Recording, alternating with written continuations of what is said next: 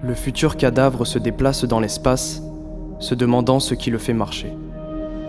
Il se dit qu'il n'a rien à faire d'autre que l'effort pour lutter contre l'algorithme vivant qu'il incarne, instant après instant.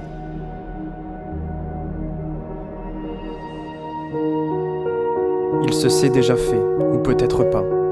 Peut-être est-il libre. Il est pour sûr une chose pensante, mouvante, mourante, un ensemble complexe tissé d'émotions et de chair. Au-delà de ce que l'immédiat lui donne, il se demande quoi de ceci ou de cela qui le chagrine ou le satisfait est un bien ou un mal sur la durée. Il se demande si le bien et le mal existent ou est à faire, et s'il doit gagner ou perdre du temps à penser à ces questions. On lui demande comment il veut gagner sa vie, lui se demande intimement comment la perdre le mieux possible.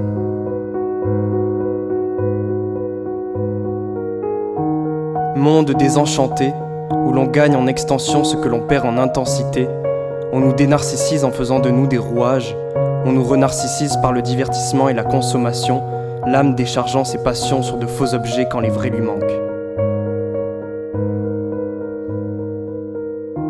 Arrête d'en vouloir au monde entier, à penser qu'il est froid, cruel, et à idéaliser, espérer, craindre, t'illusionner. Désespère gaiement des évidences qui se manifestent. Ta douleur est proportionnelle à la corne de double que tu construis sur le réel. La vie peut être douce sauf quand tu espères qu'elle le sera. Pars de la joie, ne cherche pas à l'atteindre, et même si ta copine te dit qu'elle t'aime, tu ne l'empêcheras jamais de se demander si ça n'est pas mieux ailleurs. Ne lui en veux pas, tu fais pareil.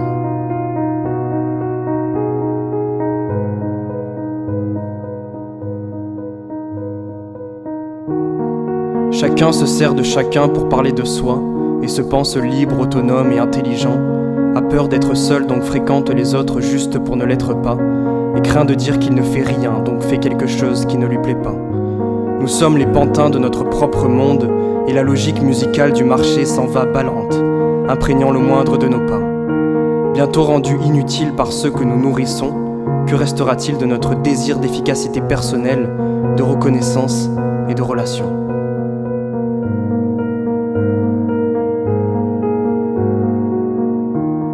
Entrepreneurs de nous-mêmes, on sclérose la danse qui nous habite.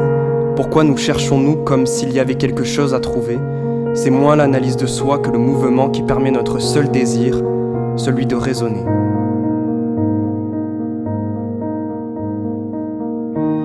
Je sens cet air qui vibre dans mes narines et module ma relation au monde, me chuchotant que je ne suis qu'un mot relié à une phrase qui devient et s'éteint d'un point. Je me vois faire un pas sur cette pente glissante qui m'emmène loin des mots, de ces mots qui étendent mon monde et étranglent notre relation. Il me faut dépasser le mur du langage pour apaiser ces obsessions qui m'envahissent et qui ont rompu le fil qui unissait nos deux âmes. Ta tristesse augmente à même mesure que ton désir d'harmonie, le désordre étant ton point de départ et ta ligne d'avancée. Culture du regard baissé, nos yeux veulent communiquer, et plutôt que de retentir avec le monde comme une caisse claire qui épouse le dissemblable, l'on ne cesse de chercher des échos à notre propre voix. Nous savons que l'inattendu seul nous émeut, et nous époumonons à organiser chaque pas que nous faisons. Il faut desserrer les liens du sérieux qui nous encage et épouser le gai savoir. Il faut vivre loin de soi. L'on ne cesse de chercher des échos à notre propre voix. Nous savons que l'inattendu seul nous émeut. Il faut vivre loin de soi.